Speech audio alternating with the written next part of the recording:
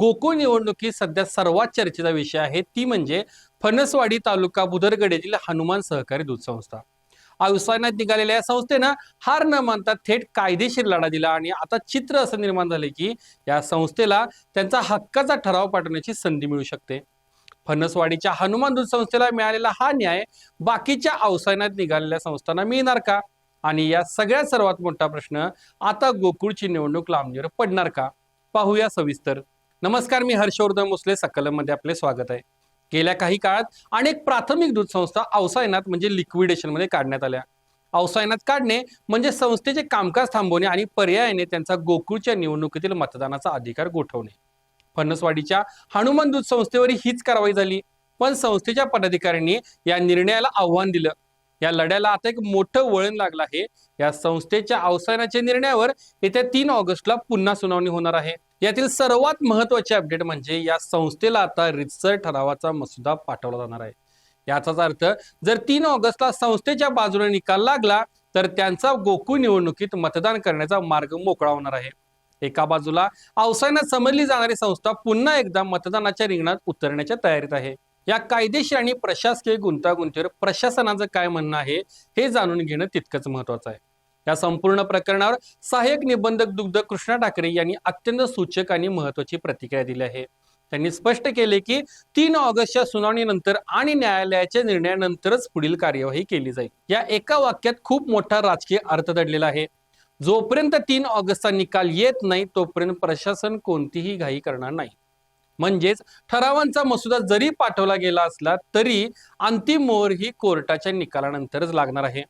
प्रशासनाने अत्यंत सावध पवित्रा घेतला आहे, कारण त्यांना माहिती आहे की हा केवळ एक संस्थेचा प्रश्न नाही, तर यातून एक मोठा राजकीय पायंडा पडणार आहे. आता येऊया सर्वात ज्वलंत प्रश्नाकडे. फणसवाडीच्या हनुमान दूध संस्थेला मिळालेला हा न्याय किंवा हा दिलासा बाकीच्या संस्थांना मिळणार का? याचं विश्लेषण करताना असं म्हणता येईल की राजकारणात अवसायनाची खेळी ही विरोधकांची मतं कमी करण्यासाठी वापरली जाणारी एक पारंपरिक रणनीती आहे. जिल्हाभरात अशा अनेक संस्था आहेत ज्यांना विविध कारणावरून त्रुटी दाखवून अवसायनात काढलं गेले.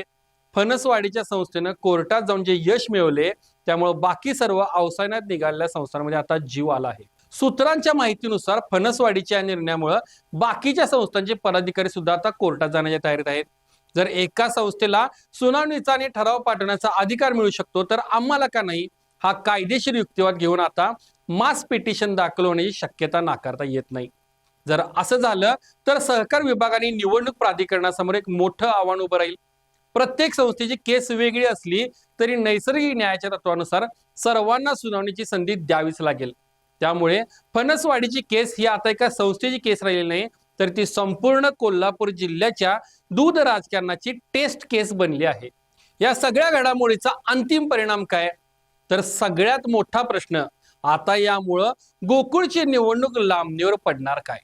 या प्रश्नाचं उत्तर आहे की हो, दाट शक्यता आहे की निवडणूक लांबणीवर पडू शकते. का? त्याचं गणित समजून घेऊया.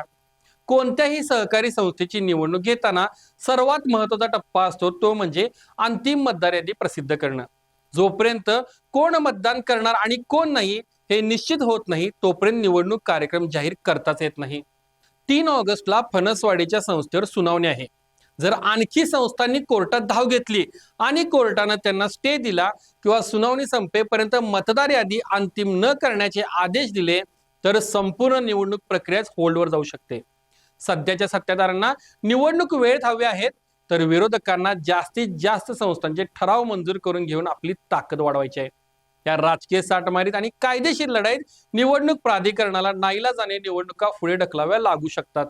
थोडक्यात सांगायचं तर फणसवाडीच्या हनुमान सहकारी दूध संस्थेनं गोकुळच्या शांततेत एक मोठा दगड टाकला आहे आणि त्याचे तरंग आता संपूर्ण कोल्हापूर जिल्ह्यामध्ये उमटत आहेत. 3 ऑगस्टचा दिवस कोल्हापूरच्या राजकारणासाठी अत्यंत महत्त्वाचा ठरणार आहे. सहकार विभाग यावर काय पावलं उचलतात आणि कोर्टाचा कल काय राहतो यावर गोकुळच्या निवडणुकीचं भवितव्य अवलंबून आहे. तुमचं या संपूर्ण राजकीय खेळबद्दल काय मत आहे? अवसायनात निघालेल्या संस्थांवर अन्याय झालाय असं तुम्हाला वाटतं का? खाली कमेंट बॉक्समध्ये तुमची प्रतिक्रिया नक्की नोंदवा. व्हिडिओ आवडला असेल तर लाईक करा आणि जास्तीत जास्त शेअर करा. भेटूया पुढच्या व्हिडिओमध्ये लवकरच. धन्यवाद. बाबा, खूप बोर होतंय. काहीतरी नवीन फ्रेश ऑर्डर करा ना. माझ्याकडे एक सरप्राईज आहे. स्वाद परंपरेचा गोकुळ आईस्क्रीम सोबती प्रत्येक क्षणाचा गोकुळ आईस्क्रीम.